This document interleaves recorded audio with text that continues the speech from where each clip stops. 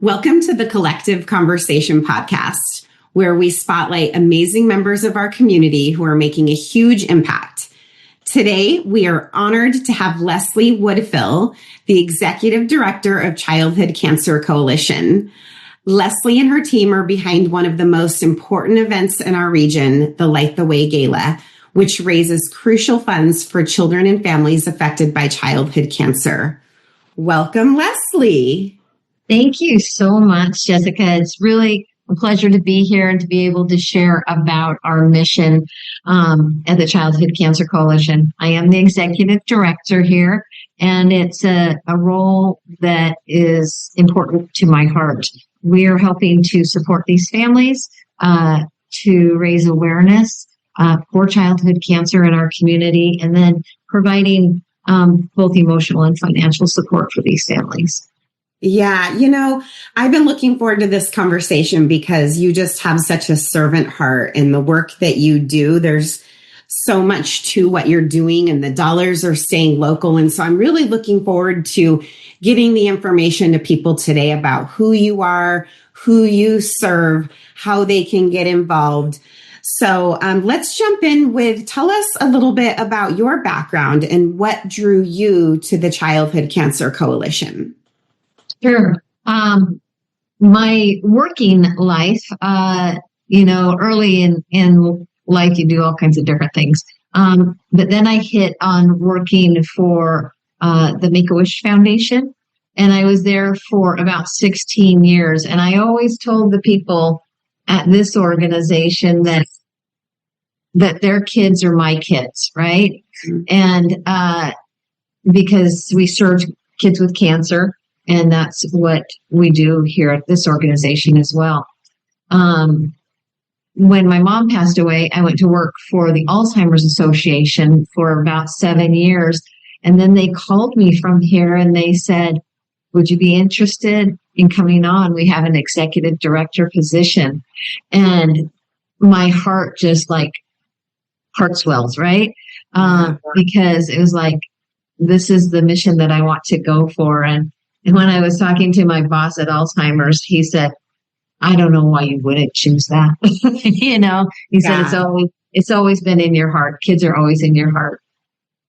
So now these kids are my kids, and everything I do every day with this role is to help these kids, my kids. And so. It shows. I'm really just continued to be impressed with all that you take on and who you are for these families, because it goes beyond just the role of executive director. So for those who might not be familiar with the Childhood Cancer Coalition, can you tell us more about what your organization does and how it serves the families affected by childhood cancer in our community? Sure. So you think about a child is just diagnosed with cancer, and a parent is told by the doctor, your child has childhood cancer. They have leukemia. They have kidney cancer, any different kind of cancer. And the doctors will all say that you can just see the air sucked out of the room, right? Yeah. And the parents can't breathe. So then the social work people come in and they bring in Denise or Lindsay, who are our program people whose children have had cancer. And they come in and they start talking to the families, and they say that you can actually see the parents take a deep breath again, because while the nurses and the doctors are fabulous and are doing everything they can for the kids, when you can walk up to somebody and say, I know you've been in this boat before, what should I expect? Or we can say, you've never done this before, but we have, and we're here to help you. And we bring in what we call a comfort bag that's got all kinds of different resources in it for these families, with educational information about the disease, as well as kind of what to expect with steroids, or, the chemo crazies, as they call it. And we're providing a toiletry bag, and because you never plan that you're going to come to the hospital and be in there for 3 weeks or a month, right, while your kid gets poured in and you start them on chemotherapy. So we've got this, it's like a go bag, and a lot of parents use it that way. They just pack it up because counts can drop for kids and things can happen, and you have to go to the hospital right away, and we want them to be prepared. So you have Lindsay and Denise who are in there supporting these families in any way that they need. But as an organization, we're providing financial assistance to these families for emergency funds. We're providing energy assistance so that they stay warm, throughout the winter. Like I said, we have educational information, advocacy, and then support groups. And our support groups, I think, are fabulous because it gives parents and kids a chance to just talk. We have one for parents whose kids are going through cancer, one who's finished cancer, but there's still some side effects. We have a survivors group for the teens so that they can kind of talk about it, and a group for the kids who are going through it right now. And one of the other groups that we have are for families whose children didn't survive their cancer diagnosis. So we have a grief support group, and we also provide a grief retreat for those families. And those families specifically say, I didn't know anybody else whose child had passed from cancer. And while your hope is always these kids are going to come out on the other end and have amazing, wonderful lives, every once in a while, there's a child that doesn't. Just since June, we've lost 5 kids to various different cancer diagnoses. And those parents need somebody to hold on to and to come to and say, what do I do? Yeah. So, how many children are you serving right now? We're serving 133 kids from all over the inland Northwest. And our service area is Eastern Washington, Northern Idaho, and Western Montana.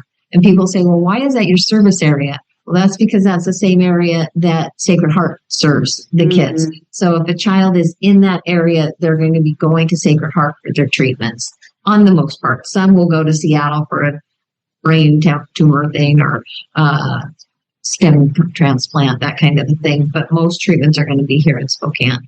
Yeah. Well, I know that you can use help and support from your own community year round, but coming up on Saturday, September 27th is in fact your largest fundraiser of the year. And this is the Light The Way Gala. And I would like you to share a little bit about this gala, its significance, why it's so important for the children and the families you support.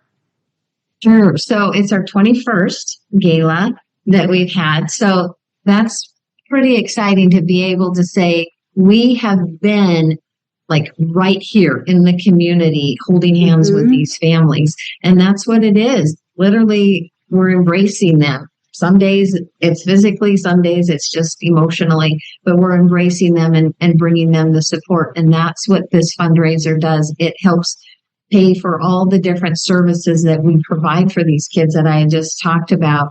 And it's an amazing event because you're going to hear from a family who's in the midst of it, right? Right now, they're dealing with everything that they're dealing with and what that looks like to actually have a child go through a cancer diagnosis. Sometimes people think it's just the smiling bald kid that you see in all the videos, right? But yeah, it's a lot. It's a lot more than that. And it affects the whole family. And that's one of the things that I think is important too, is that we're supporting the siblings as well. And then it's just, it's an event that you're then going to also hear from a child and family who gets to ring the bell, right? Because they've completed their cancer treatments and it's just joyful. It gives me goosebumps, to see this kid up there saying, I won. I beat you, cancer. And then we'll also hear from a mama whose child did not survive cancer, but what support from our organization meant for their family and continues to mean for their families. So it's really a powerful event with the program part, but we've also got the fun things of like the silent auction and the live auction, and there's some really great packages that I'm excited about for these people. And bidding on those is all what's helping to fund our mission. Sure, we'll have the paddle raise, but the live auction and silent auction are things that you can take back from your giving, and Yes. and I'm excited for people to experience that part of it as well. And it's just going to be so beautiful, Jessica. Families will say that when they're diagnosed with cancer, it's like walking into a big scary forest, right? It's dark. So we're going to have it a lit forest, So the convention center is helping us put this together so that we can replicate a small forest, but they're all going to be lit. All the trees will be lit. And our logo is a firefly. And so the lighting of it will look like little fireflies in the trees. And so we're trying to bring light to a scary situation by bringing these fireflies and this light into this event for people to see. I love it. Congratulations on 21 years. I attended the event last year and it was my favorite event of the year. We're very much looking forward to attending again. And so I know you touched a little bit about the funds that gets the funds that are getting raised, the dollars are staying local. Talk a little bit about how the funds directly support the families. What are some of the allocations that you see in terms of medical expenses, travel costs, that kind of thing? Sure. So families can turn in requests for their rent, their car payment, their insurance. Sometimes they need help with their credit card bills because they're buying things with their credit cards in order to keep afloat, so we'll help pay the credit card bills. Whatever these emergency situations are that families have, we will provide funding for that. Mm-hmm. And we also, like I said, have energy assistance. So the families, sometimes a bill's $500. And if you can have that $500 taken care of and you can allocate $500 to buying gas or groceries or, things like that, it's such a relief for families. And we do try to provide some gas and grocery cards for the families if they're in need. We've got about 33 families that come up from the Tri-Cities area, and that's a long drive, and that's a lot of gas. Yeah. And with gas at $4 a gallon, basically, they need help because their kid has to come up here and they have to get their treatments. So providing that kind of assistance financially is really important for these families. Thank you for sharing all that, because sometimes I think people don't know what it means, what you actually do and how you serve in the grief counseling. There's so many different pieces to it. This year, I know that you're offering both an in-person and a virtual experience for the gala. Can you share how attendees can participate no matter where they are? Sure. And this is exciting because, sometimes you're connected to an organization, but you're too far away, right? Mm-hmm. So if you go on the website for the gala, and there'll be a link, you can go on there and say you'll attend online as a virtual attendee.